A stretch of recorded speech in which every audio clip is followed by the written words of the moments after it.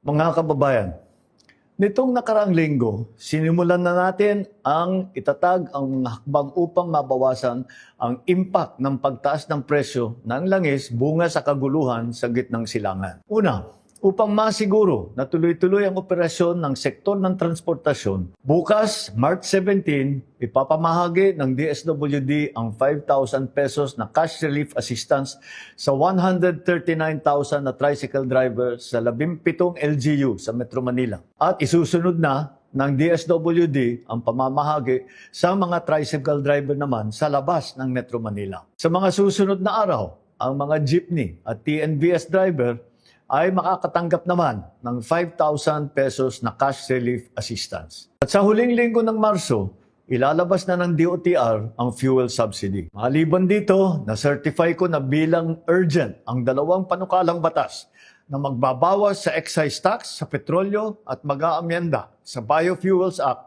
upang magamit natin ang mas murang bioethanol. Tuloy-tuloy din ang pagpapatupad ng Love Bus Program. Makakatulong po ito para makatipid sa pamasahe at gasolina ng taong bayan. Kaya't gamitin po ninyo ang libreng sakay sa Metro Cebu, Metro Davao at Metro Manila. Pangalawa, kailangan matiyak na may sapat na supply ng pagkain. Upang matulungan ang mga magsasaka at mangingisda, ipagpapatuloy ng DA, ang Department of Agriculture, ang pamimigay ng 3,000 pesos na fuel subsidy sa ating mga magsasaka. Mahigit 26,000 magsasaka ang mabibigyan nito. Para naman po sa mga mangingisda, ang BIFAR ay magbibigay sa Huwebes, March 19, ng 3,000 pesos na fuel subsidy sa higit na 26,000 mangingisda. Sisikapin din ng Department of Agriculture na ipamahagi sa Abril sa bawat magsasaka at mangingisda ang lagpas 2,000 pisong tulong mula sa Presidential Assistance for Farmers and Fisherfolk Program. Magagamit po ito ng mga magsasaka sa kanilang hanap buhay. Sinimulan na nitong Pebrero ang implementasyon ng Local Government Support Fund, yung LGSF. Sa mga nabigyan na, maaari na pong gamitin ang halagang ito upang bumili ng bigas sa ating mga magsasaka at ipamahagi sa kanilang mga komunidad. Muli, nananawagan ako sa ating mga local government unit na siguruhin wala ng pass-through fee na sisingilin. Nakarating sa akin na may ilang pang mga barangay na naniningil pa rito sa bawat sako ng palay at sasakyan.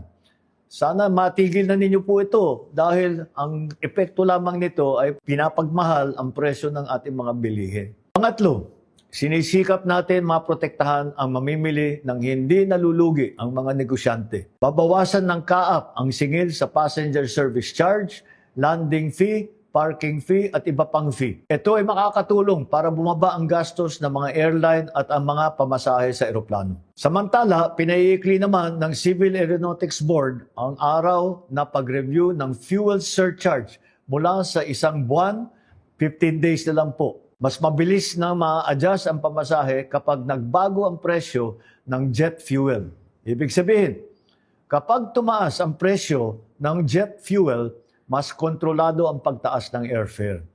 At kapag bumaba naman ang presyo ng jet fuel, mas mabilis ding bababa ang pamasahe. Sa lahat ng ahensya ng pamahalaan, repasuhin ang mga patakaran ukol sa lisensya, permit, clearance, certification. Tignan ninyo kung alin dito ang pwede munang suspindihin o di kaya ay babaan ang mga singil upang makabawas sa mga iniintindi ng taong bayan. Ikahuli, tinututukan din natin ang kapakanan ng mga kabataang Pilipino. Gumagawa tayo ng mga hakbang upang hindi makadagdag sa bigat sa bulsa ang pag-aaral. Bawal pa rin ang mga bayarin o kontribusyon na sisingilin sa mga mag-aaral sa mga pampublikong paaralan, lalo na ngayong panahon ng graduation. Sa March 25 naman, magsisimula ang serbisyo fair ng DepEd. Dito, ang mga ahensya ng gobyerno at mga employer ang pupunta sa eskwelahan upang makapag-apply ng trabaho ang mga high school student at graduate natin. Mas madali nang makakakuha ng clearance, hindi pa gagastos na malaki sa pamasahe.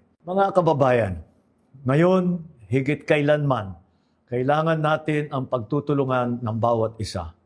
Walang iwanan, walang maiiwan sa pagharap natin sa hamong ito. Asahan ninyo ang patuloy namin paggawa ng mga hakbang upang maibsan ang mabigat na epekto ng kaganapan sa gitnang silangan sa taong bayan. Naway manatili ang ating tiwala sa isa't isa at ang pananampalataya na malagpasan din natin ang mga pagsubok. Dalangin natin ang kapayapaan at kaligtasan ng lahat. Marami pong salamat.